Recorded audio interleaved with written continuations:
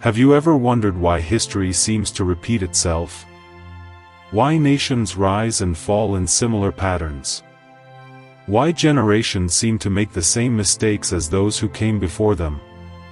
The answer lies in one of the most fascinating ancient texts ever written, Psalm 78. This remarkable poem, spanning 72 verses, stands as the second longest psalm in the entire biblical collection. Written around 950 BCE during the reign of King David or perhaps his son Solomon, it serves not merely as religious text, but as a profound meditation on memory, history, and the consequences of forgetting our past. Imagine this: a nation repeatedly rescued from disaster, provided with everything needed for survival, yet consistently turning away from its benefactor. This isn't just Israel's story from 3,000 years ago, it's the universal human story. The ancient poet Asaph understood something crucial that modern neuroscience has only recently confirmed: humans are wired to forget. Our brains naturally let go of painful lessons, especially when circumstances improve. This tendency, while helpful for individual emotional healing, becomes catastrophic when it happens at a societal level. Psalm 78 opens with a powerful call to attention. Give ear, O my people, to my teaching, incline your ears to the words of my mouth. I will open my mouth in a parable, I will utter dark sayings from of old, things that we have heard and known, that our ancestors have told us. We will not hide them from their children, we will tell to the coming generation the glorious deeds of the Lord, and his might, and the wonders that he has done. The Hebrew word mashal, used here, often translated as parable, doesn't merely mean a simple moral story. In ancient Hebrew literature, it referred to a profound saying containing hidden wisdom, something that requires contemplation to fully grasp. When Asaph mentions dark sayings from of old, he's referring to riddles or enigmas containing deep ancestral wisdom. He's saying, pay attention. This isn't simple history. These are the profound patterns you need to understand. As we journey deeper into this ancient text, written approximately 3 millennia ago during a pivotal period of Israel's monarchy, we'll discover the timeless truths it contains about human nature, leadership, divine patience, and the devastating consequences of cultural amnesia. The Exodus from Egypt in 1446 BCE stands as perhaps the most defining moment in ancient Israel's collective memory. After 430 years of growing oppression culminating in brutal slavery, their deliverance was nothing short of miraculous. According to ancient accounts, over 600,000 men plus women and children, perhaps 2 million people total, escaped the most powerful empire on earth at that time. Psalm 78 recounts this escape in vivid detail. He divided the sea and let them pass through it, and made the waters stand like a heap. In the daytime he led them with a cloud, and all night long with a fiery light. He split rocks open in the wilderness and gave them drink abundantly as from the deep. He made streams come out of the rock and caused waters to flow down like rivers.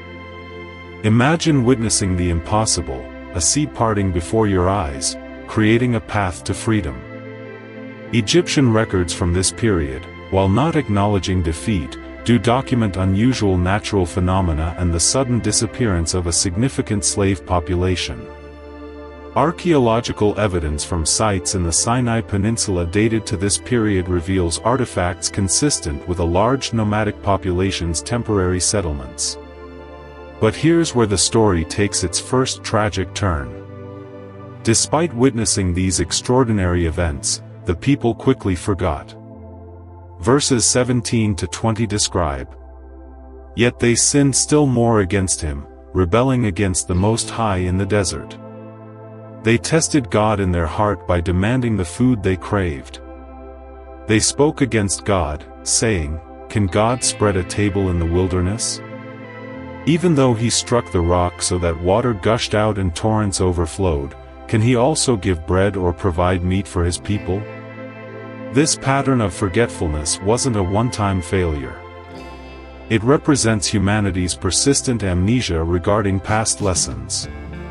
Consider how frequently this happens in our own history. Economic cycles repeat because we forget previous market crashes.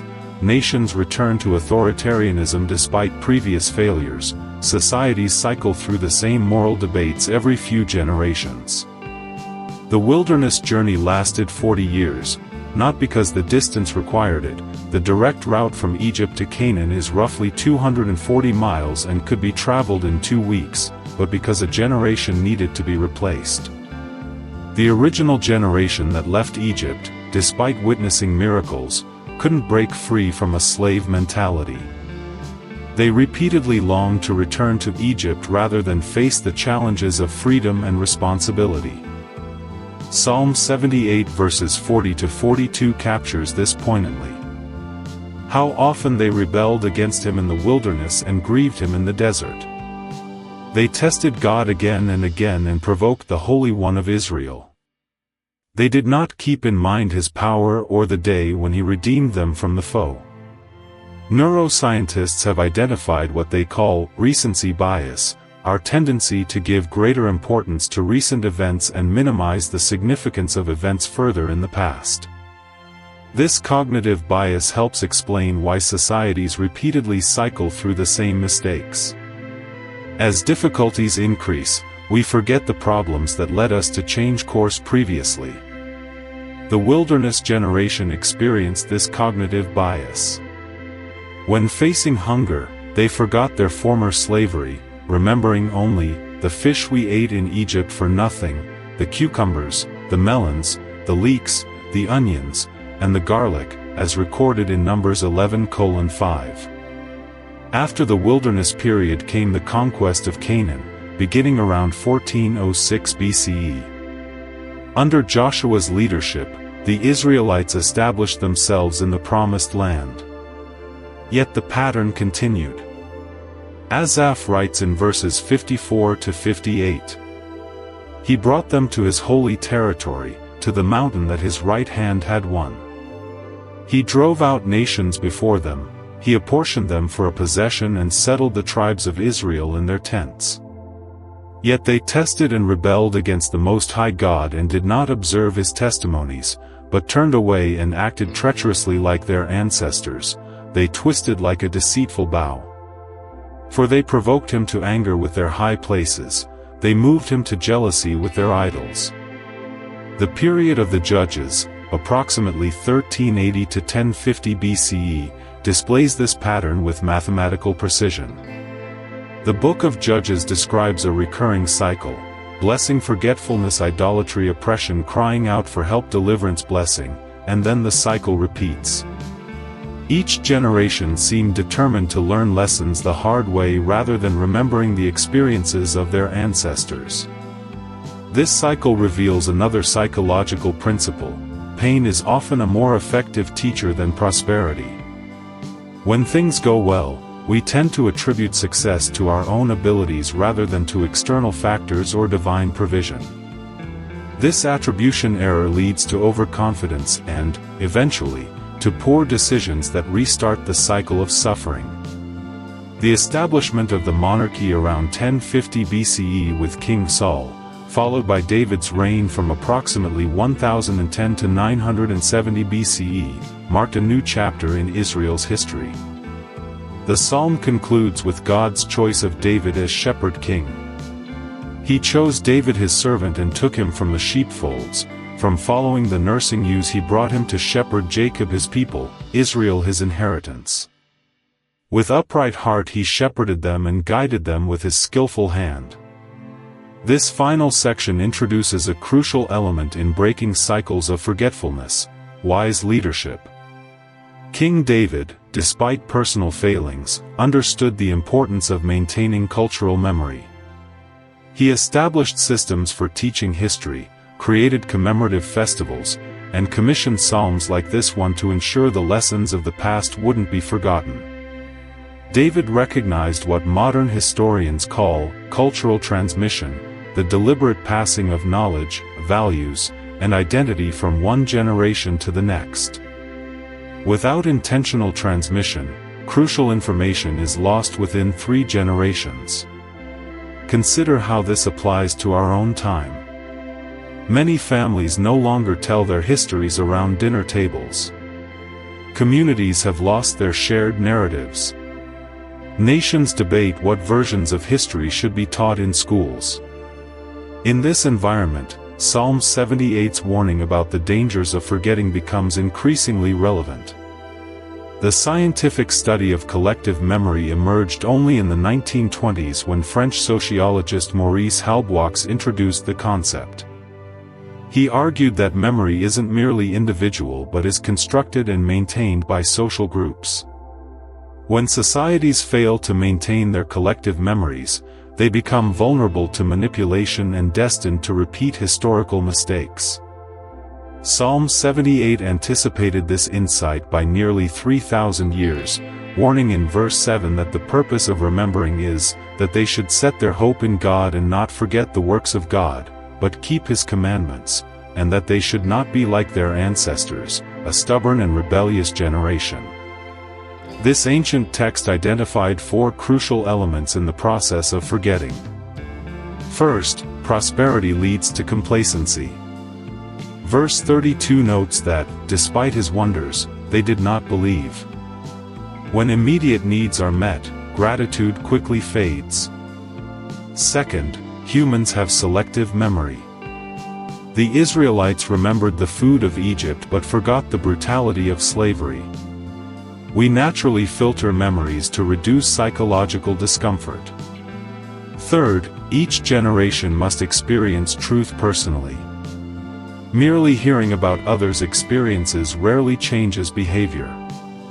This is why experiential learning is so much more effective than passive instruction.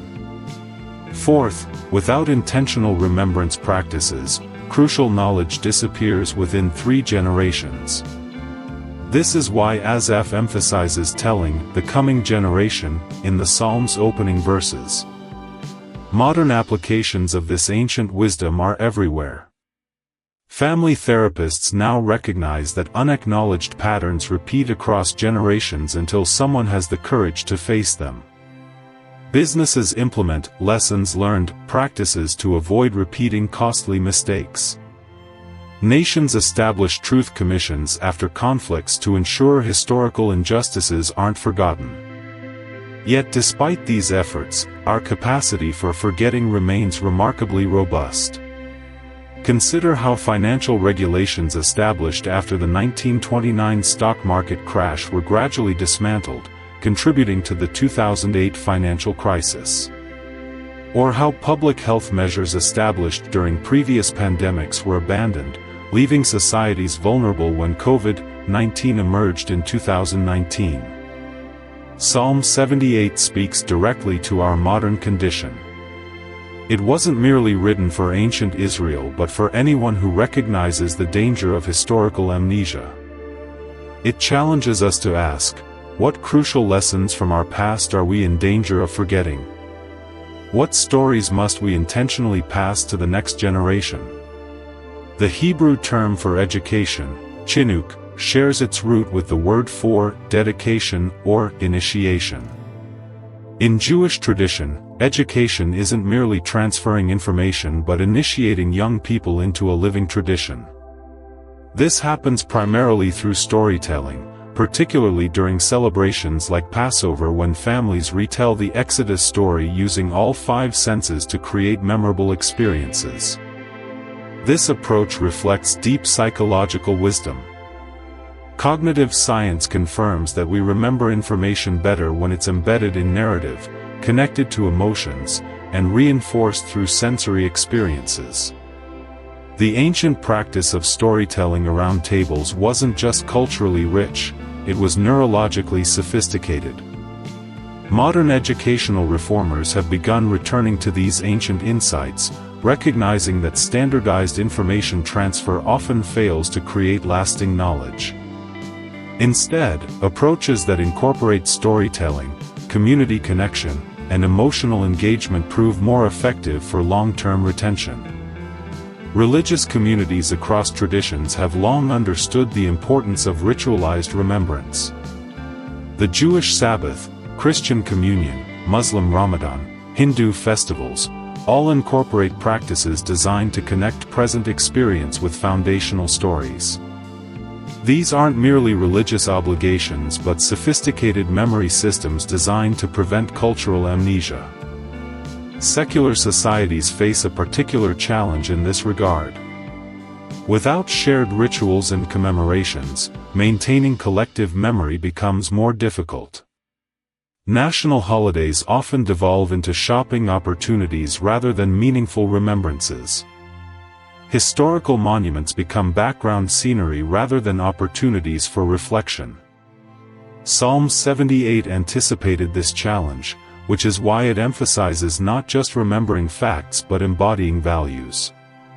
The goal isn't merely intellectual retention but a transformed way of living based on learned wisdom. In our digital age, we face new challenges related to memory.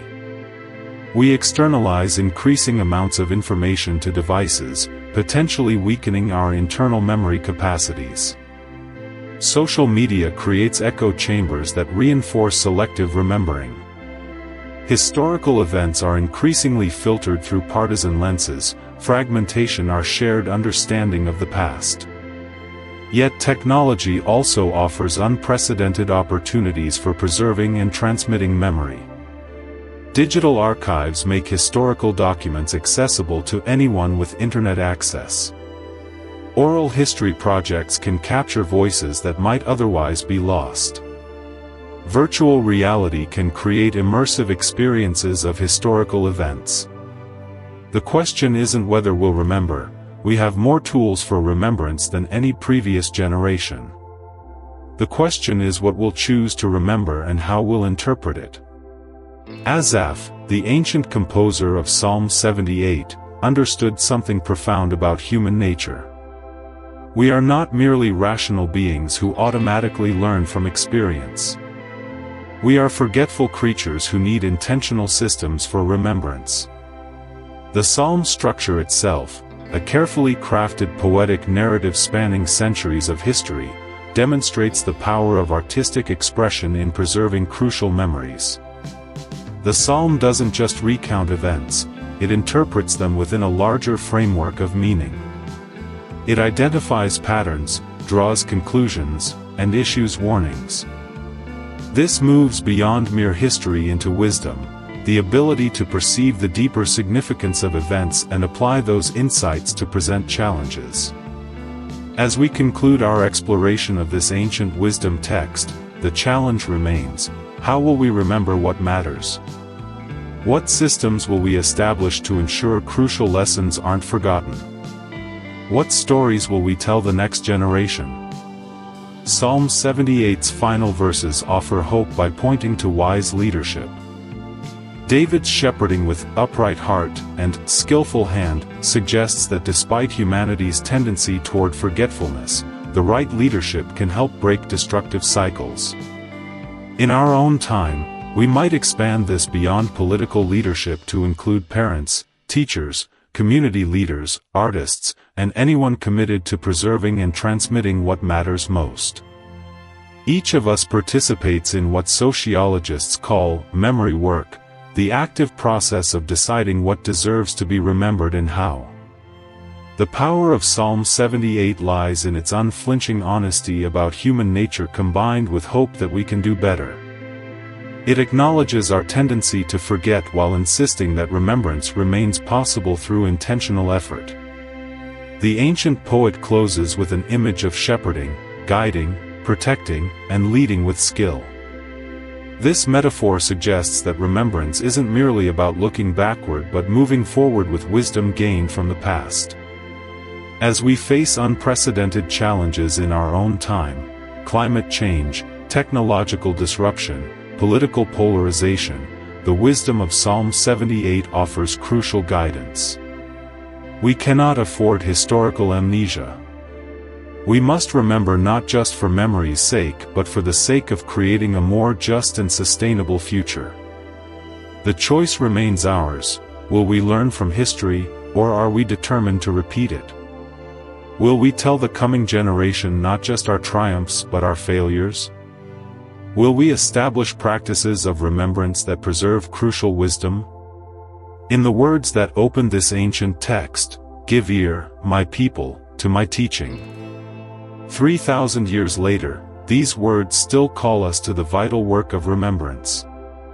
Before you go, I want to personally invite you to be part of our growing community here at Prayer Universe. If this video touched your heart or brought you peace, take a moment to hit that subscribe button and turn on notifications so you never miss a prayer or message that can uplift your spirit. But most importantly, I'd love to hear from you.